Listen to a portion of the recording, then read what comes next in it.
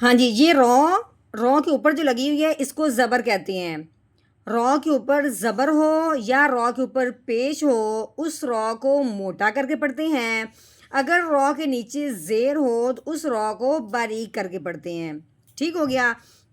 अब रॉ के ऊपर ज़बर आने की वजह से रॉ को हमने मोटा करना है। आगे ये बा है, बा के ऊपर 3 दंदों वाली जो लगी हुई है इसका नाम शद है। ये शद जिस हरफ के ऊपर आती है पिछले वाले को उस हरफ के साथ मिला देते हैं।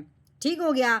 अब शद आई है बा के ऊपर, अब हमने रॉ को बा के साथ मिलाना है और साथ साथ हमने इसको दबाना भी है, क्योंकि शद वाला जो हरफ होता है वो हमेशा दबाओ और जमाओ के साथ पढ़ा जाता है।